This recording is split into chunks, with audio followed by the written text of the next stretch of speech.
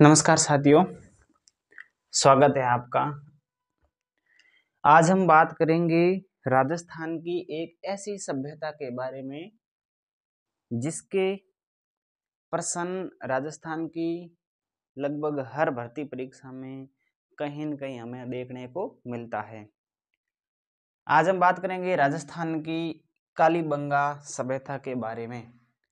कालीबंगा सभ्यता राजस्थान की एक प्राचीनतम सभ्यता है जो राजस्थान के सबसे उत्तरतम हनुमानगढ़ जिले में घग्गर नदी, जिसे सरस्वती या द्वस्वती नदी के नाम से भी जाना जाता है, के किनारे स्थित है।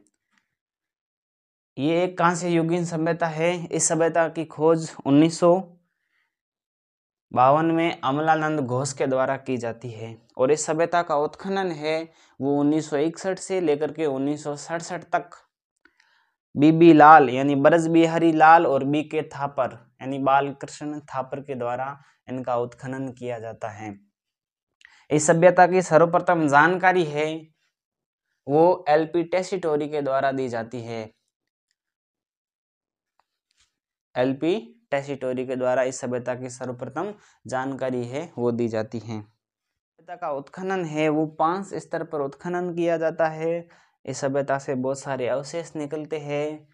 इन सब के बारे में आज हम विस्तृत रूप से चर्चा करेंगे।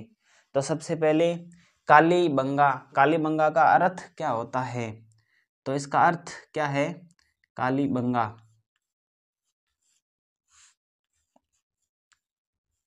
कालीबंगा का अर्थ है काले रंग की चूड़ियाँ। काले रंग की चूड़ियाँ, कालीबंगा।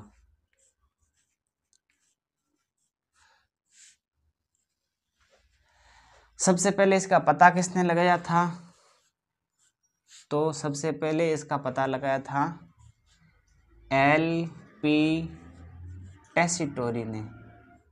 एलपी टेसीटोरी ने इसका सबसे पहले पता लगाया था। कालीबंगा सभ्यता है कहाँ पर?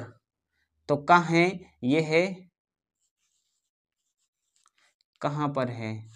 तो ये सभ्यता है हनुमानगढ़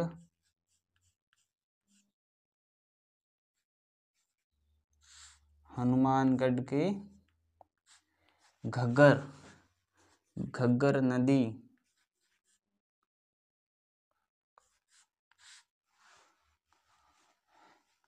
नदी या फिर इसे सरस्वती नदी, घग्गर नदी, सरस्वती, दृश्यवती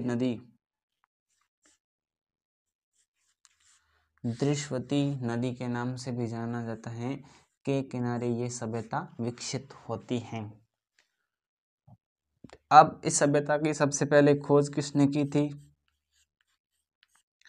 तो इस सभ्यता की सर्वप्रथम खोज है वो 1952 या 1953, कहीं 1952 लिखा गया है, कहीं 1953।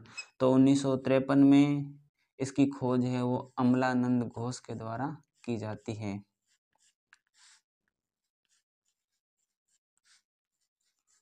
इस सभ्यता की खोज है वो 1952-53 में अमलानंद घोष के द्वारा इस सभ्यता की खोज की जाती है। इस सभ्यता का उत्खनन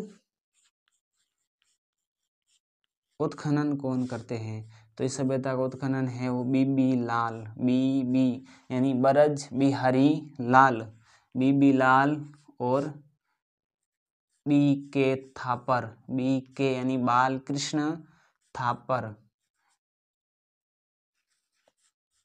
बीबी लाल और बी के थापर के द्वारा इस सभ्यता का है वो उत्खनन किया जाता है और उत्खनन होता है 1961 से 1967 के बीच इस सभ्यता का उत्खनन होता है।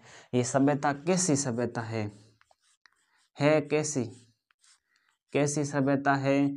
तो ये एक कांस्य युगीन सभ्यता है। कांस्य युगीन सभ्यता है। कैसी सभ्यता है? कांस्य युगीन सभ्यता है। अब उत्खनन स्तर देखते हैं कि कितने स्तर पर इसका उत्खनन किया गया। तो उत्खनन स्तर ये 5 स्तरों पर उत्खनित हुई है। 5 स्तर में दोस्तों जो पहले 2 है, पहला और दूसरा, ये तो है प्राक हड़प्पा, प्राक हड़प्पा के काल के। 2 पहला और दूसरा वो तो प्राक हड़प्पा के काल के है, और फिर तीसरा, चौथा और 5वां ये हड़प्पा के समकालीन है, हड़प्पा काल के हैं। जो हड़प्पा के समकालीन हैं उनमें होता है। उत्खनन स्तर 5 है, पहला और दूसरा है प्राक हड़प्पा के काल का, तीसरा, चौथा और 5वां है जो है हड़प्पा के काल के। तो इसमें कालीबंगा यानी काले रंग की चूड़ियाँ, पता सबसे पहले एल्पिटेसिटोरी लगाते हैं। कहाँ पर है ये सभ्यता? तो ये सभ्यता हनुमानगढ़ के घग्गर नदी या सरस्वती नदी या दुरस्वती नदी के किनारे स्थित है। खोज की थी 1952-53 में अमलानंद घोष ने, और इस सभ्यता का उत्खनन है वो बीबी लाल और बीके थापर के द्वारा 1961 से 1967 के बीच किया जाता है। सभ्यता कैसी है? तो ये कांस्य युगीन सभ्यता है। उत्खनन स्तर 5 स्तर पर इस सभ्यता का उत्खनन किया गया था। पहला और दूसरा स्तर है वो तो प्राक हड़प्पा के काल के हैं, यानी हड़प्पा काल से पूर्व के है, पहले के है। और तीसरा, चौथा और 5वां जो स्तर है वो हड़प्पा के काल का है। तो आशा करता हूँ कि आपको बढ़िया तरीके से समझ में आया होगा। अब हम बात करते हैं कि कालीबंगा सभ्यता को सिंधु घाटी सभ्यता की तीसरी राजधानी किसने कहा था? तो कालीबंगा सभ्यता को सिंधु घाटी सभ्यता की तीसरी राजधानी है वो कहते हैं दशरथ शर्मा। तो लिखेंगे दशरथ शर्मा।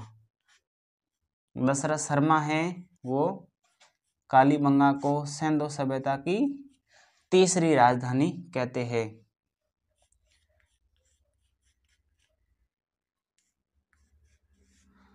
तीसरी राजधानी कालीबंगा को सिंधु सभ्यता की यानी सिंधु घाटी सभ्यता की तीसरी राजधानी कहता है। और ये तीसरी राजधानी कहने का वर्णन हमें कहाँ मिलता है? तो इनकी एक बुक है कालीबंगा, डॉक्टर दशरथ शर्मा की, और उस बुक का नाम है Rajasthan through the ages. Rajasthan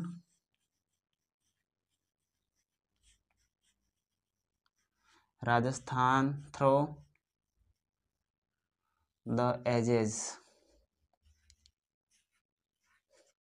और इसकी बुक है राजस्थान थ्रू द एजेस, जिसमें हमें ये वर्णन मिलता है कि सिंधु सभ्यता की तीसरी राजधानी है वो है कालीबंगा।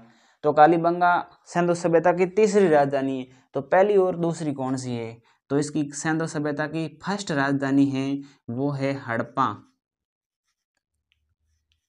पहली राजधानी तो है हड़प्पा, और इसकी सेकंड राजधानी है वो है मोहनजोदड़ो।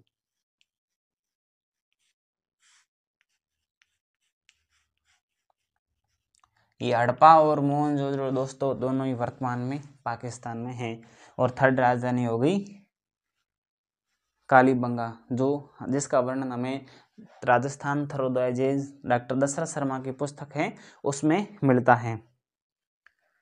अब हम बात करते हैं कालीबंगा सभ्यता का उपनाम क्या है। उपनाम की बात करते हैं, सभ्यता को किस उपनाम से जाना जाता है? तो इस सभ्यता का एक उपनाम है जो परीक्षा में पूछा जा सकता है और लगभग परीक्षा में पूछा भी गया है। इस सभ्यता को दीनहीन सभ्यता के नाम से जाना जाता है। दीनहीन सभ्यता। दीनहीन सभ्यता क्यों कहा जाता है इस सभ्यता को? तो इस सभ्यता को दीनहीन सभ्यता का ये उपनाम देने का एक कारण भी है क्योंकि इस सभ्यता में जो नालियां थी वो लकड़ी की थी। लकड़ी की नालियों के तौर पर, लकड़ी की जो नाली थी, लकड़ी की नालियों के कारण कहा जाता है कि इन लोगों के पास शायद धन का अभाव होगा, इसके लिए इन्होंने लकड़ी की ही नालियां बना दी थी। और ये लकड़ी की नालियों के कारण इनको दीनहीन सभ्यता कहा जाता है। और दीनहीन सभ्यता, इस सभ्यता को दीनहीन सभ्यता किसने कहा था? तो इस सभ्यता को दीनहीन सभ्यता कहा था स्टुअर्ट पिगट ने। किसने कहा था? पिगट महोदय, जिसको हम स्टुअर्ट पिगट के नाम से भी जानते हैं। Stuart Piggott. स्टुअर्ट पिगट ने इस सभ्यता को दीनहीन सभ्यता कहा। क्यों? क्योंकि यहाँ की जो नालियाँ थी वो लकड़ी की बनी हुई होती थी। अब हम बात करेंगे जो इस सभ्यता कालीबंगा सभ्यता के जो घरों के दरवाजे थे, घरों के दरवाजे थे वो मुख्य सड़क की तरफ ना खोल करके सड़क के पीछे की ओर खुलते थे। तो घरों के दरवाजे थे वो पीछे की ओर खुलते थे, पीछे की ओर खोलना। तो कालीबंगा सभ्यता में घरों के दरवाजे थे वो पीछे की ओर सब खुलते थे। बाकी जो कालीबंगा के समकालीन जितनी भी सभ्यताएं थी उनके दरवाजे थे वो मुख्य सड़क की तरफ खुलते थे। कालीबंगा सभ्यता की सड़कें किस प्रकार की हुआ करती थी यहाँ?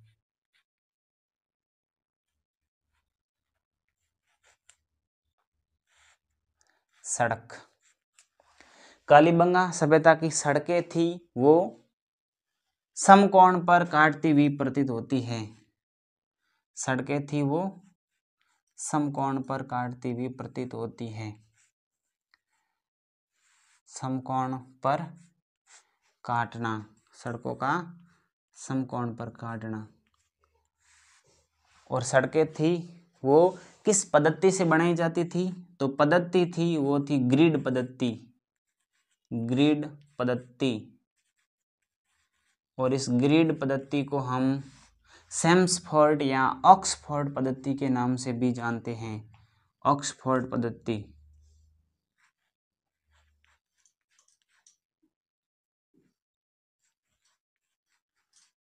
ऑक्सफोर्ड या चेम्सफोर्ड पद्धति,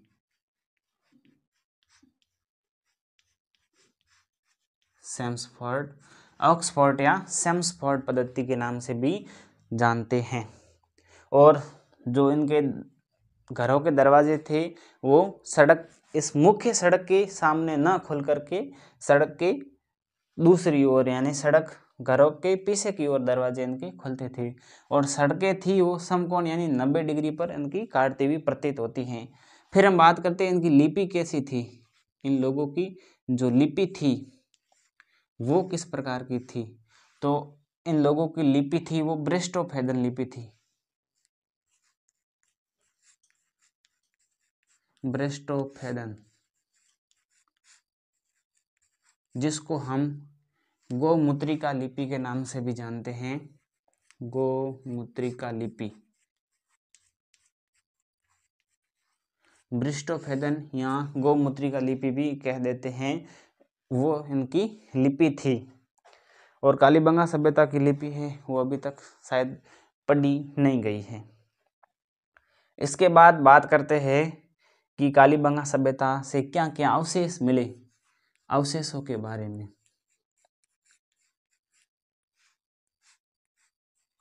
तो इस सभ्यता से हमें प्राक हड़प्पाकालीन अवशेष भी मिले हैं, हड़प्पा काल के भी अवशेष मिले हैं। सबसे पहले इसमें अवशेषों में बात करें तो सर्वप्रथम मुख्य अवशेष था वो था भूकंप के साक्ष्य।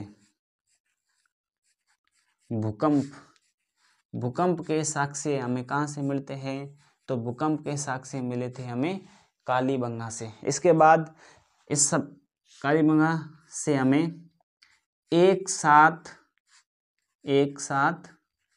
दो फसल के अवशेष, दो फसल के अवशेष, यानी दो फसल कौन कौन सी थी? एक तो थी सरसों और एक थी चना। तो सरसों और चना के अवशेष है वो हमें यहाँ से मिलते हैं। और फिर अगर फसल है तो जुते हुए खेत के अवशेष भी हमें यहीं से मिलते हैं। जुते हुए खेत के अवशेष, जुते हुए खेत के अवशेष भी हमें कालीबंगा सभ्यता से मिलते हैं। तो भूकंप के साक्ष्य, एक साथ दो फसल के अवशेष, जुते हुए खेत के अवशेष भी कालीबंगा से। मातृशतात्मक मूर्तियां ज्यादा मिलती हैं यहाँ पर, मातृशतात्मक मूर्तियां,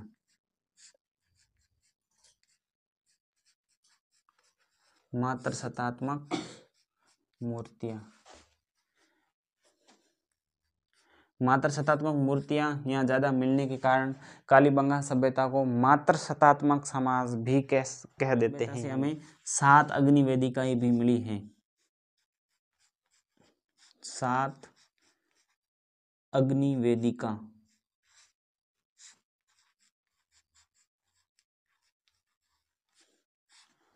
तो कालीबंगा सभ्यता से ये मुख्य जो अवशेष है परीक्षा में पूछे जा सकते हैं कि कौन सा अवशेष कहाँ से मिला है। तो भूकंप के साक्ष्य, एक साथ 2 फसल के अवशेष, जुते हुए खेत के अवशेष, मात्र शतात्मक मूर्तियां भी मिली हैं और 7 अग्नि वेदिकाएं कालीबंगा सभ्यता से हमें मिलती हैं। इसके बाद कालीबंगा सभ्यता से हमें कुछ ईंटें भी मिली हैं, ईंटें, और उस ईंटों का माप है, कुछ ईंटें हैं वो हमें 30 बाई 15 बाई 7.5 सेंटीमीटर की है। वो हमें यहाँ से ईंटें भी कालीबंगा सभ्यता से मिली हैं। और जल निकासी के लिए जो नालियाँ है वो हमें लकड़ी की नालियाँ भी हमें यहाँ से मिली है। और इसी लकड़ी की नालियों के कारण ही इस कालीबंगा सभ्यता को दीनहीन सभ्यता कहा जाता है। दीनहीन सभ्यता किसने कहा था? तो दीनहीन सभ्यता स्टुअर्ट पिगट के द्वारा इस सभ्यता को दीनहीन सभ्यता के नाम से भी जाना जाता है। अब हम बात करेंगे कालीबंगा सभ्यता से हमें दोहरे परकोटे के अवशेष मिले हैं। दोहरे परकोटे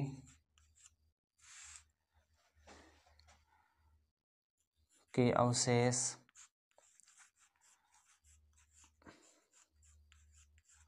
दोहरा परकोटा, ये दोहरा परकोटा पूर्व में और पश्चिम में दोनों तरफ किले बंदी के अवशेष हैं जो हमें कालीबंगा से मिलते हैं। इसके बाद हमें कालीबंगा से हमें क्या नहीं मिला, ये विशेष है।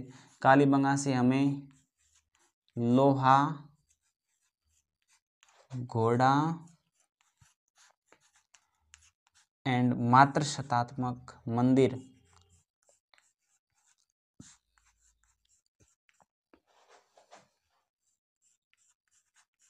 लोहा, घोड़ा और मात्र शतात्मक मंदिर है वो हमें कालीबंगा सभ्यता से नहीं मिलते हैं, नहीं मिले।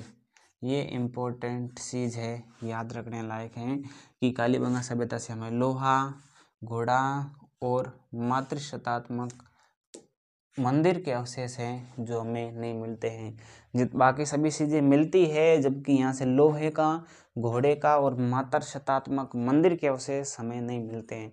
मात्र शतात्मक मूर्तियाँ यहाँ से मिलती है, जबकि मात्र शतात्मक मंदिर है वो यहाँ से नहीं मिलता है। अब एक मुख्य बिंदु है जो परीक्षा में पूछा जा सकता है कि 1961 में इस सभ्यता पर डाक टिकट जारी किया जाता है। डाक टिकट 1961 में इस सभ्यता पर डाक टिकट जारी किया जाता है और डाक टिकट होता है 90 पैसे का। तो 90 पैसे का डाक टिकट है वो इस सभ्यता पर 1961 में जारी किया जाता है। इसके बाद जो संस्कृत साहित्य है, संस्कृत साहित्य में इस क्षेत्र को बहुधान्य क्षेत्र कहा गया है। तो ये भी अपन लिख देंगे, संस्कृत साहित्य, संस्कृत साहित्य में इस क्षेत्र को क्या कहा गया है? बहुधान्य क्षेत्र, बहुधान्यदायक,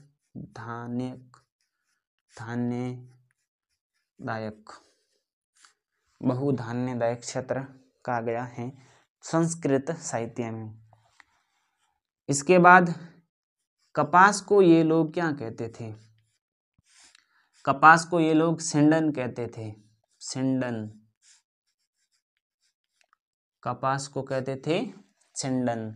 और कालीबंगा सभ्यता से हमें मेसोपोटामिया की बेलनाकार मुहरे है वो भी प्राप्त हुई है, वो भी लिख देंगे, बेलनाकार मुहरे, बेलनाकार मुहर, ये भी हमें कालीबंगा सभ्यता से बेलनाकार मुहरे भी प्राप्त होती हैं। तो ये था एक मोटा मोटा कालीबंगा सभ्यता के बारे में।